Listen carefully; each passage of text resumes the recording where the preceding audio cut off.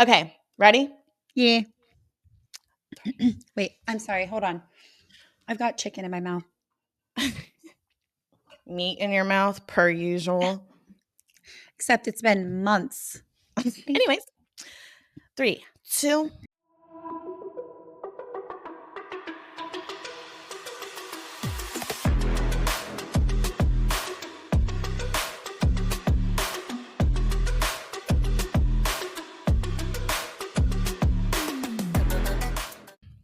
Hello, Peekers. Welcome back. I'm Miranda. And I'm Mackenzie, and this is your one-stop shop for storytelling. Tea spilling. And to keep up on all the latest book talk drama that you have been missing out on. Slay. Any life updates? No. How about you? The only thing I have to say is I'm not wearing pants right now. Oh, I thought about doing that actually, but it is my camera's right in front, or my computer's right in front of my window, and I open my window during recording, for the lighting. Right. So I was afraid of flashing someone, but I love that. However, you are sitting down, so would they even really see? Also, you walk around your house naked all the times, and I know your windows are probably open during that. No, I'm not a whore. I'm There's not a nothing wrong with that. floozy. You can walk naked in your home if you want. There's nothing wrong with that. But I live on the first floor apartment. Also, if I was 100% confident in my body, sure, I'd walk around naked with the windows open, but there's still a couple fine-tuned things that I need to work on. So, not comfortable with that yet. One day, your neighbors will get the show of their dreams. I also have like 14-year-old boys that live Ooh. next door. Yeah, never mind. I'm not trying Back to go that to up. prison. Yeah. Yeah. We can reverse Yeah. out of that one real quick. Reverse. Anyway. Reverse. Well, then, hey, if that's all that you've got to say, then let's just get into it. Get into it, yeah. Yeah. All right. So we want to remind you guys that we're going to be covering Sarah J. Maas's Queen of Shadows, chapters 21 through 30. So if you're new around here, this is your warning. We will be storytelling and recapping everything that's happened up to and through these chapters. So if you have not read and you do not want spoilers, this is your warning. Before we jump into the story time, let's do a quick recap of everything that's happened so far. Aelin is living up to the title name and is in her Queen of Shadows era, popping up in sketchy places and doing even crazier things in the name of saving the people that she loves. She saved her cousin Aiden from his execution at the Glass Castle and almost unalived possessed Dorian.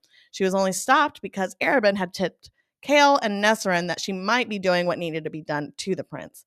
And in her defense, she did give him ample time to try to show that he was still in there, but he did not. Aelin and Chaol are still at each other's throats, while Lysandra has become an unexpected ally and friend to Aelin, and even admits to wanting to help her take down Arabin. Duke Parrington has a new friend in Morath, Lord Vernon of Paranth, a region of Terrasen before it fell. With him, he brought his niece Alide, who is a crippled and chained little girl, which, after some sleuthing, Manon realizes is because she has some witch's blood running through her veins. Duke Parrington drops the latest plan to experiment breeding with the Valg and witches to Manon, and Astrid ends up speaking up about how she shouldn't go through and agree with this plan.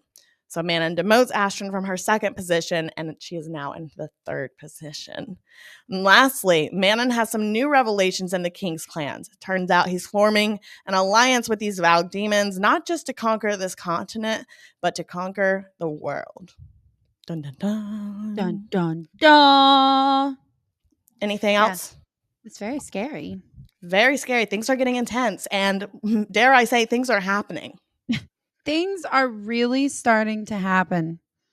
They really are. They really are. So today's story, we will be picking up basically the day after Aiden gets saved. So the city is still in chaos. People are running around. Guards are everywhere. And Chaol is just beside himself, freaking out, spiraling, thinking how Aelin has brought all this chaos to his city and how it's probably going to get even worse. So in the midst of this chaos, he's like, you know what? I need to distract myself. Let me go on a solo mission. Operation, let's go find a Valg demon to see if the men that are possessed are still in there. Because he's like, Aelin said that Dorian is gone, and I just don't believe that. And I know where a nest of these Valg demons are holding their captives. So I'm just going to go down to this nest, check them out, try to capture one of them, and do my own little experimentation. He gets down to the sewers, goes to where the nest is supposed to be, but finds that it was empty. Cue further spiraling. He was just thinking about how everything is going out of control, everything's spiraling. He was helping an evil king. He let Dorian get possessed. Then he lost this nest of Valg demons and the victims that they have hostage, and now he can't rescue these prisoners. And on top of that, everyone thinks he's an idiot, which is true. Which we So, can't disagree with. sorry, Kale, you did bring this to yourself. So, Kale is really down in the dumps about how dumb he is. So, he's wandering the streets, just kind of moping around. He ends up wandering up to Nesserin's father's house, and then he finds her and he's talking to her. He's sad. He's so upset. He said, I'm such a loser. Everybody hates me. And Nesserin, bless her heart, she's like, let me try to help you process what you're going through. And let's just do this. Hypothetically, let's pretend that Aelin could be correct about Dorian being completely gone. Maybe you should create a new game plan to save this kingdom. And then Kale, he's just like, Aelin is not the answer, and you just wouldn't get it. You don't understand. To which Nesrin claps back finally, and she's like, you don't think I understand what's at stake? I don't care about your prince, not in the way that you do. I care about what he represented for the future. And then she goes on to explain why, like her immigrant traumas from her family coming in and being attacked and segregated and looked down upon, and the king of Adarlan, how she wants to make sure that everyone else who's in the same situation that she's in doesn't have to go through that. And I'm glad that she finally said something because Kayla's a little bitch. Yeah, I'm glad she spoke up too because Chaol is thinking about Dorian as his friend, but he's not thinking about he's thinking about the kingdom, but he's not putting the kingdom over Dorian, which I think in this situation the outcome of the kingdom needs to be thought about. That needs to be put first, and Yeah. he's only thinking about Dorian, which is respectable. But I'm glad Nesrin said it. I've seen so many memes about Kale and how he loves, quote unquote, loves Dorian so much. He's like, but Dorian, Dorian, do you That's still think about me? tea. Like I he's love obsessed that. with him. He's, He low he's like key my best is. friend. What if it was read so, like, you know how in the first book, like, Throne of Glass, it shows, like, all those scenes where Chaol is looking at Selena and Dorian and just being like, "Oh, so sad." What if it was actually Dorian he was pining over and not Selena?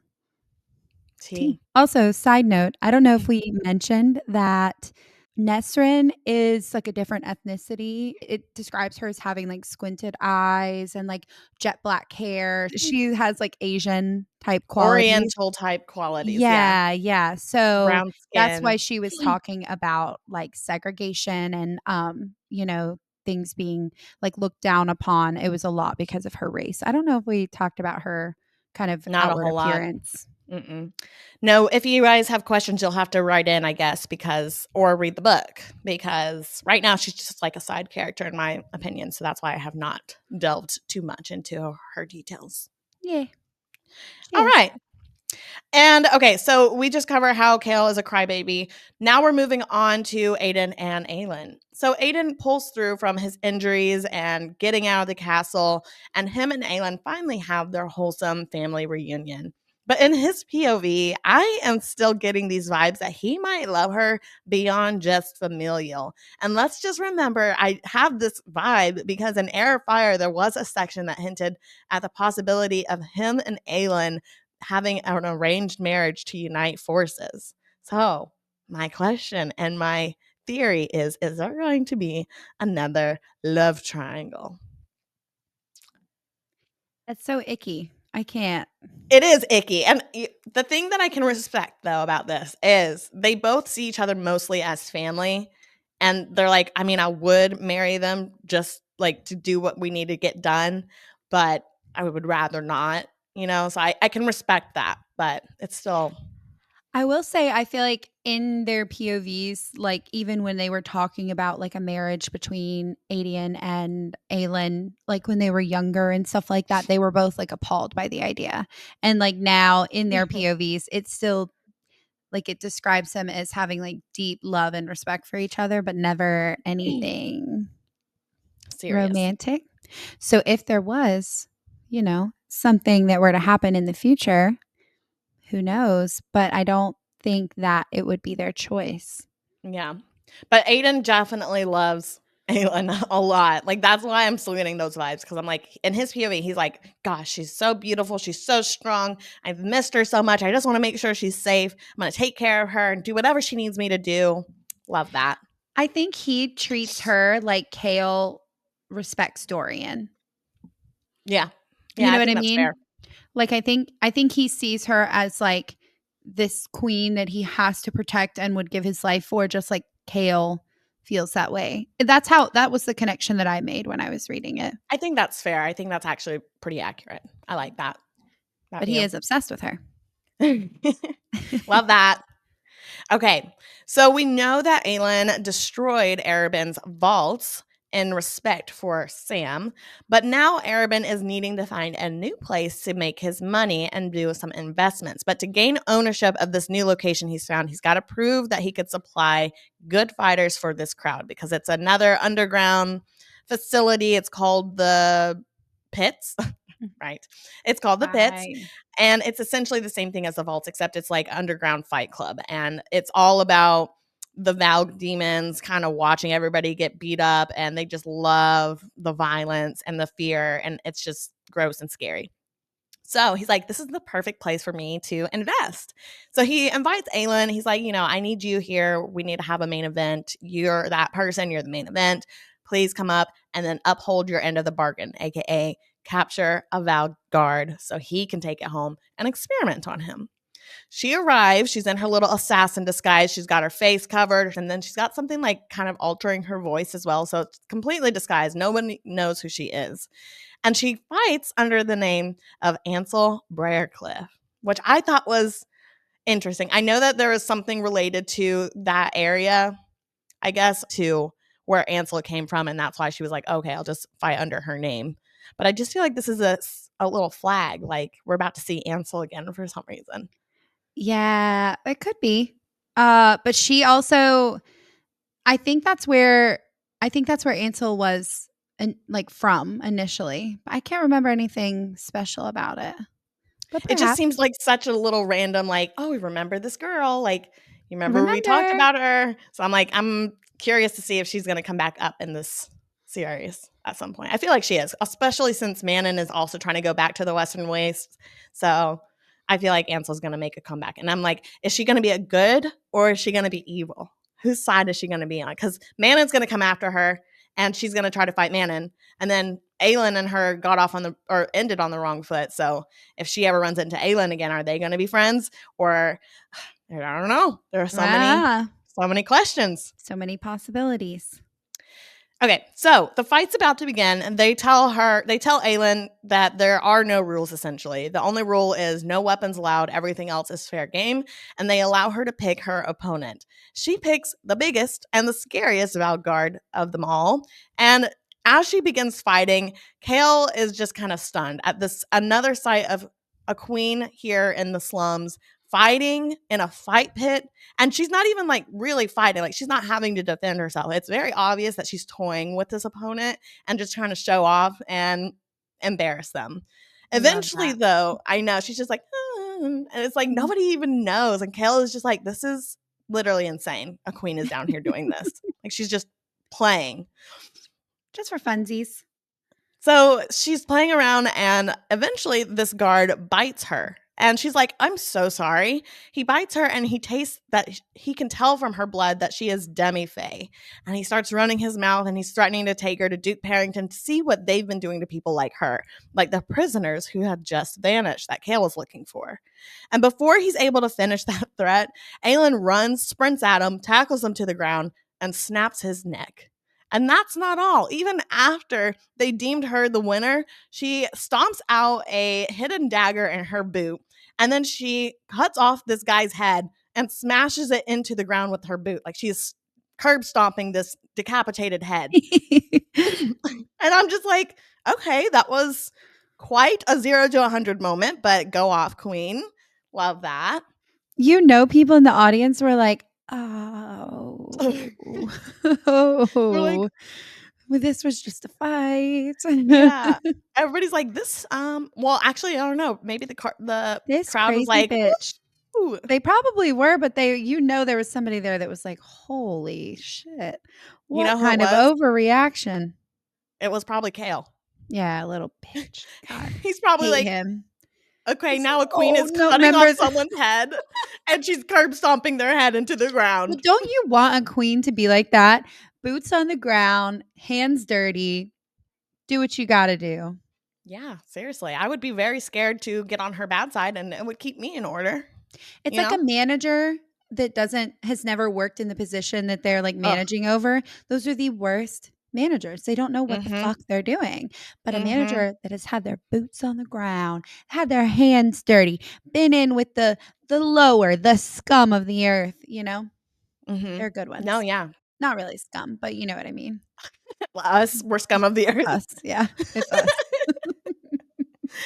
Okay, so Arabin was like, "Wow, that was a fantastic show, but I did want this guard alive and just unconscious, not decapitated and smushed."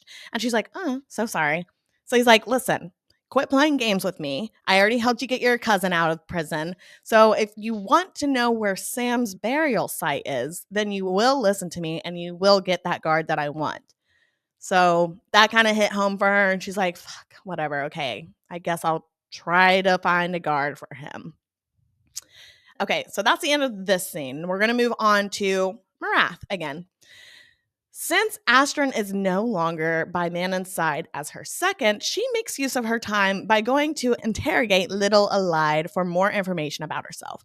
We learned that Alide is 18, which means she was probably about 8 years old when magic vanished, and she never had the opportunity to claim her powers, which usually happens after a witchling's first period and is set after their first flight. Iron Teeth blood is passed through maternal lines, which is a news to Alide because her mother never told her anything about her heritage. And all of this is brand new news to Alide, and it's making her skin crawl that Uncle Vernon might know that she has witch's blood in her system. And she's realizing this is likely why he kept her chained up and her windows barred, because witch blood would make her crave this freedom and open air. And it's also probably why he brought her here, to possibly offer her to the king as an offering for this breeding experiment that's going on.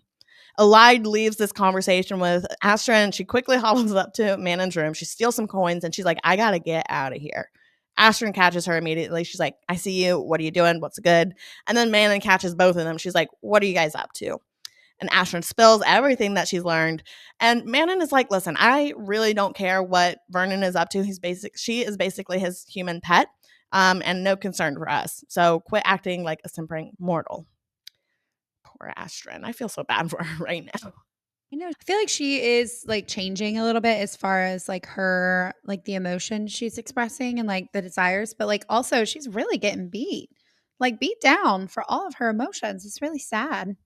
Yeah, I feel bad too because it's like I know that she's coming at Manon from a place of sympathy for these witchlings and witches that are being experimented on, but it's just such a tricky situation for Manon, I think. It is making me a little frustrated with Manon that she's like so against Astrid helping or giving her 2 cents. It's almost like she's afraid to face what she's actually feeling herself. Like she knows what she's saying is true, but she's like, I can't accept that part of me because then that means I'm breaking the code of like following the commands. Yeah, and what is she saying in the like, she keeps saying, like, all the things, like, in the book that were recited to her by her grandma, like, "Be ruthless," Yeah, "Never hold back," anything like that, and she keeps saying like that. She's like, "If I listen to Astrid, if I push back at anything, I'm completely disregarding all the things we've ever been taught." But then she's also thinking, like, "Are the things we were taught right?" right. Yeah. Which I Hmm. like. She's having, like, this internal really deep internal struggle, but she's being such a bitch to Astrid. Poor It is. Astrid. Poor Astrid. It's tough. So Manon takes Alide back to her room. She's walking her and she's talking about the money that she stole. She's like, what are you doing with this money? Why'd you do that? And Alide's like, I'm trying to hitch a ride out of here at the next supply wagon that gets out here. So she's like, you know what? Keep the money. You, do your thing. I don't really give a fuck. And then she asks, why does she think that Vernon is trying to use her? If he was going to use her, wouldn't he have already done that? And then Elida's like, well, he likes to play games and he's probably just waiting for one of you guys to confirm his suspicions. And as they're talking, they round a corner and they run into the man himself. They go back and forth, he and Manon, about what he's doing here. They're like, what are you doing here? No, what are you doing here? No, what are you doing here? And then finally, Manon's like, seriously, what the fuck? Why are you here? And Vernon is just like, I wanted to come here and give Elide a little reminder of what day it was today. The day that Chaol, Lowen, his brother, and her father was put down for trying to lead a rebellion group against the king. And he wanted to remind Elide that her dad was always going to be remembered as a traitor. What a fucking asshole. Like, What a dick. He's just like, oh no, I just wanted to tell you. He said, by the way, I know you had no part in this and you were just a child, but let me absolutely demolish your dad, how you were feeling, everything that's going on. How about I just make you feel like a piece of shit? Yeah. And then For he's what? like, that's it. That's all I wanted to say. You guys carry on. Have a good day. Oh, so Terrible. sad. So Manon continues walking Elide back to her little tiny closet room. And she does a quick assessment of this room. And she notes an item that Elide says was gifted to her mom from her dad. And the gift was addressed to her mom by her first name, Marion. Lady Marion, who helped Aelin escape from being murdered. And the Lady Marion who also had a quiet daughter that Aelin felt like hated her. This is blowing my mind. So she is not only just a hybrid, she's also a part of the Galathinius court. She sure That's is. crazy. That gives me chills. Sure is. I have chills right now too. Okay. Well, yeah, I got chills, and I can't tell if it's because I'm not wearing pants or because it's a crazy moment. Because in Elide's POV, she's always like, she's kind of like remembering Terrace and like why she's fighting, but she's like, I'm sure I thought somebody would come and find me. I thought for sure Aelin would come and save me, but everybody's forgotten about me. Nobody thinks about me. Nobody remembers me. I'm a nobody. And so it's really crazy to think like she thinks so small of herself, and she's yet such a potentially big person for Aelin's court. And like who Aelin is today is because of her mom. It's just like, it's so crazy. I'm going to start crying. I know. It really got me. It's so crazy. I was also thinking ahead for things that happen in the book too. Got me really emotional. Oh shit. Well, this is not cool. I'm Are also you crying? Oh. I'm also on my period, so just disregard. Give me a second. He said, suck it up. Suck up those tears. You know I can't. Now that I'm off Lexapro, I cry every day. Something sets me off. No, I love that though. I wish I was that able to cry. I think that would help me a lot. Maddie says she thinks I'm chronically dehydrated, probably from crying. She's like, you cry more than anyone I've ever met in my life. Yeah. Okay. No, it's true. Okay, yeah. We're good? Yeah. You good? Okay, cool. So before Manon leaves Elide's room, she thinks a little bit and she's like, you know what? Let me give her a chance because she does have the blood in her and she's obviously frightened to death. So there's two ways that this could go. She gives Elide a choice. You can either pick blue, like your blood runs blue, like a Iron Teeth witch, or you can pick red and you can stay a human. In which case, if she chose blue, she would be under Manon's protection and she would have free reign to kill Vernon if he laid a hand on Elide. But if she did not pick blue, Elide would remain Vernon's human pet, and Manon has already decided she'd be interested to see what kind of plans Vernon had planned for her. So Elide obviously picks blue. She says, I'm a witch, and maybe I'll even learn how to use some pointy claws and teeth out there. I think this was such a big moment too in the book because in Elide's POV the whole time, like she's like terrified of the witches. She's like, Manon scares me so much. Like, even though she puts on a really brave face and like she tries her best, she's like terrified of the witches. So I think for her to be able to like trust them was like a big moment for her. She's like, fake it till you make it, I guess, because I have no other choice. It's either them and they're badass at least and they're willing to protect me, or creepy Vernon over here. Yeah, who just came and reminded her about her dad for no reason. Yeah. Okay. Okay.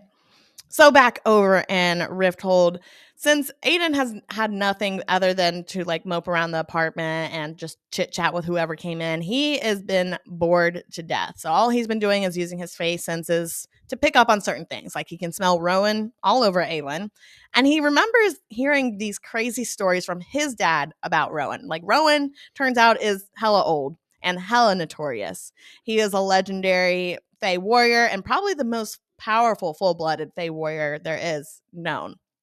So Aiden thinks it's appropriate that Rowan is potentially Aelin's partner, and he's actually excited to meet him if he ever gets the chance. So Aiden and Aelin are kind of just talking about all this, about how much he's missed her, how bored he is, yada, yada, yada. And then they move on to talk about more serious things, like the sacred blood oath that Aelin was supposed to give him for his birthright. Like that was his birthright. He was supposed to get that blood oath. And there's only, apparently in the Terracin culture, there's only one person you can give that blood oath to, and that was his birthright. So he is just, talking. He's like, don't worry about it. Like, I get it. We're going to do it whenever the time's right. No rush. Like, don't worry about me, girl. I'm just looking forward to that day whenever you're ready, of course. And so before she has a chance to confess the awkward truth that Rowan actually took that, Chaol enters with news that the shadow market has been burned to the ground. And obviously, Chaol is here not only just to tell her about this news, but to blame her about this news and accuse her for not caring about anyone but her own court. The city is in chaos and people are still missing and dying. And she's intentionally, he says in his POV, he's like, you're intentionally delaying freeing magic because you're doing your own thing. You don't care about us. You don't care about anything but yourself. Just reiterating the whole reason why he hates her right now. So she finally snaps. She's like, need I remind you, Captain, that when you went to Endovier, you didn't blink an eye at all the slaves or the mass graves you saw. Need I remind you that I was chained and I was starved, and you let Duke Parrington throw me to the ground and did nothing. And you have the nerve to accuse me for not caring about the people in this very city who have only profited from the blood and misery of the people that you ignored? And that, my friend, shut Chaol right up. And I said, thank you, ma'am. Oh, I bet he felt so Somebody, stupid. God, somebody needed to say it. Somebody needed to humble him. When I was when I was reading that scene about him saying all of that, my blood was boiling. I was like, please, please pop off at him. And our girl, she did. She did. And she's been biting her tongue a lot. Like she's been like, kind of sticking up for herself here and there, but she finally was just like, fuck you. Like I owe these people nothing. You should be happy that I'm even here right now because I owe these people nothing. So Yeah. Well, and T. she's not trying to destroy Adderlin. She's literally only trying to Stop the king. stop the king and to free magic so that she can stop the king. Like those are her only two goals, and try to save Dorian, but like at this point she's pretty confident that he's like a lost cause, you know? So Mm-hmm. she could have every right to be vengeful and want to take the entire city down, but she doesn't. That's not Yeah. her goal. Yeah. Yeah. So, Kale, eat a bag of dicks. That's just our podcast slogan. Eat Pop it. Peak Podcast. Eat a bag of dicks. Slay. Okay, so later on that night, after Aylin's cooled down, she goes off to do some investigating. She's trying to track down the Val Guard for Arabin, and she's in the sewers following one when it reaches the end of a tunnel to a pool of water. This commander ended up kneeling down to the ground when this horrendous large figure began to rise from the water. And it is one of the 8 gargoyles on the clock tower that were pointing at the word marks in the castle guarding, standing in the flesh. And the scariest part about this word hound was the voice that it had. It had the voice of the king, which meant somehow he's managed to gain access over this other entity and control over this creature. So I'm just kind of terrified at this point because where does his magic end? And he's getting very strong, it seems. I'm scared. He is. He's getting very strong, and it seems like he is successfully building an army. Yeah, like there's so much going on right now at this point, and he's got eyes everywhere, people everywhere. I'm scared. I'm Well, and very right scared. now the tables are so uneven too because he has full access to magic. Like he has access to do stuff with the word stones. It seems like he is creating these weird, like, demon inhabitant things with the demi-fae. Like he Mm-hmm. has access to magic of some kind and nobody else does. So Yeah. the tables are so uneven right now. They just need to release magic somehow to at least get on an even playing field. Yeah. Yeah. I'm scared. So hopefully she can figure out a plan for that to happen sometime soon because things are not looking great. So Aelin gets back home that evening and she finds Aiden wanting to pull out his hair from boredom. And she's like, you know what? Why don't we go out for drinks? Okay. They go out, they're walking around the city, the streets, and they run into Nesrin and they invite her to come along because she looks like she needs a friend. And then they address the elephant in the room and they ask Nesrin about Chaol being her and Chaol being a thing. And Nesrin is like, no, it's not a thing anymore. He seems pretty content on being miserable, and I'd rather not live like that when we could die any day. T. Protect your peace, girl. Amen. Then they continue walking down this dark alley when Aiden stops them and grabs his fighting knives after a man taller than him, powerfully built, heavily armed, and hooded steps through the fog. Aelin steps forward and then she sprints after this man, runs right into him. The man grabs her, lifts her up, and she cries and she laughs and she buries her face into his neck. Nesrin asks who it is, and Aiden smiles and said, Rowan. Do, do, All do, I do, do, do, do, do, do. I am obsessed with that meme. If you guys haven't already, I posted Oh, a little video with the Rowan song with the hawk in it. So you guys got to was go that did you check that take out. that video?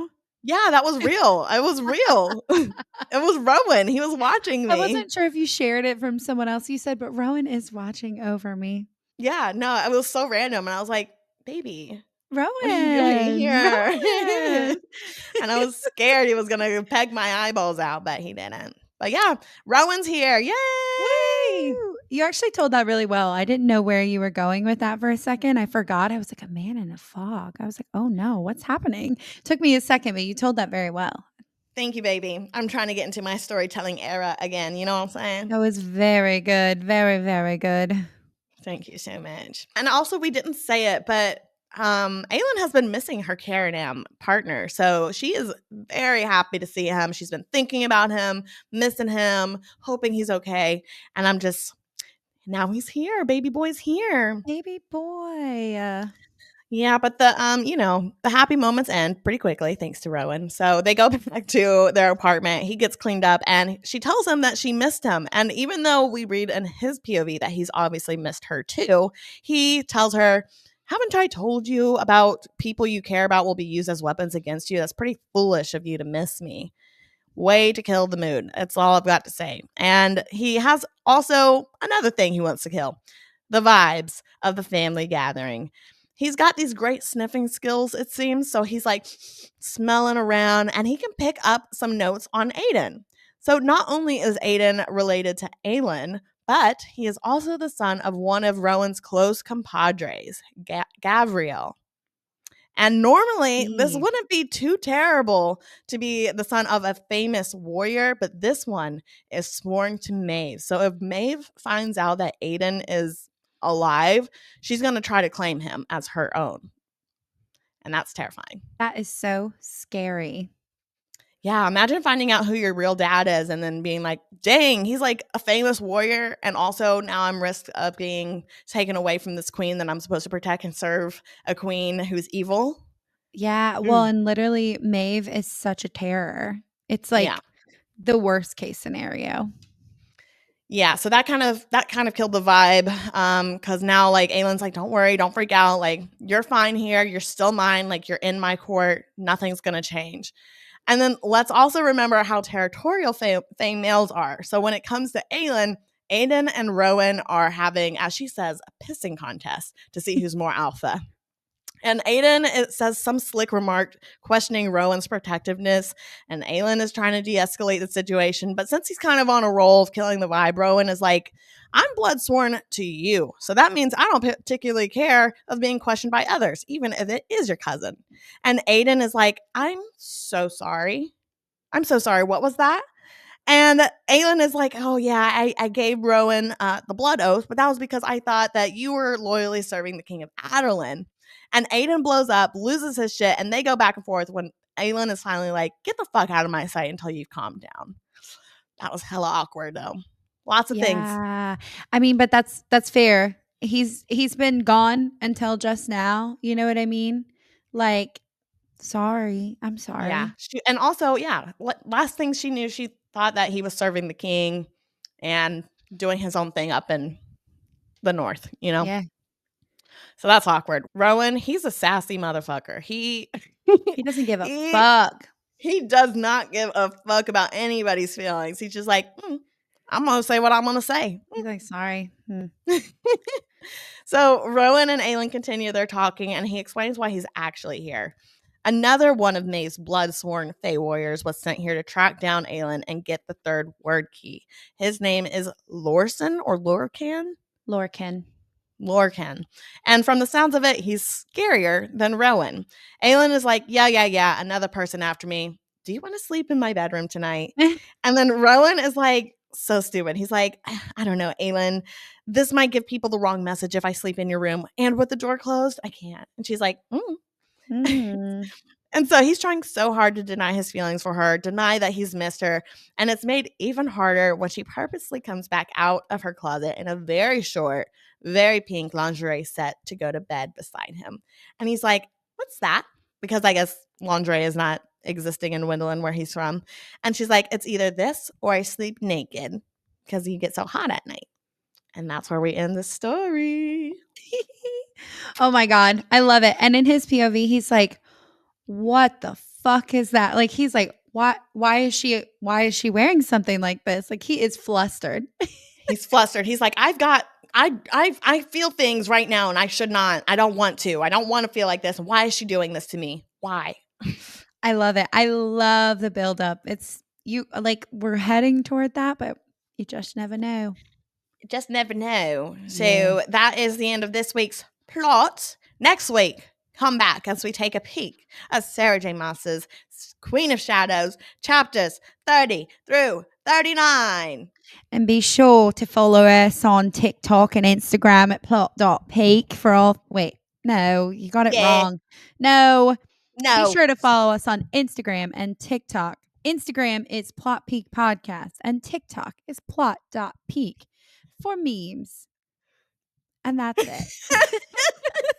You went from like your little British accent to aggressive. He's like, no, it's I not. said, you're wrong. You and I wasn't even talking. He said, you're wrong. What is wrong with you, you idiot? You. Sorry. I went real full aggressive there. I'm so sorry. It was giving Aelin and the Fighting Pets. Yeah. Yeah. Might as well have just cut my head off and stomped me. When I didn't even do anything. He said she's literally curb stomping someone's head. She was. That's the way it sounded in the book. I was like, why is she going so hard? She said, smushing his head into the ground and then cuts it off. I'm like, that was really overkill. She seemed very triggered. Have you seen, this is where it really starts to get so aggressive. Have you seen those like TikToks where it's like, it shows like Akatar and it's like, yes, queen. And then it's like Throne of Glass, slay your enemies, raise your army, slay. That really is how it gets so aggressive. I can see it for real. But I'm here for it, honestly. It's a great story. All right, well, that's it. That's it. Had a great time. I hope you have a good rest of your day. I don't know if you can see. I'm going to take a picture. It looks like our clouds are matching. Looks like they're connecting. It does. I love that. Oh, the light. Okay. All right. Come on now. Smile. I'm getting overwhelmed. For taking a picture? He said, I can't do this anymore. All right. Okay. All done. Slay.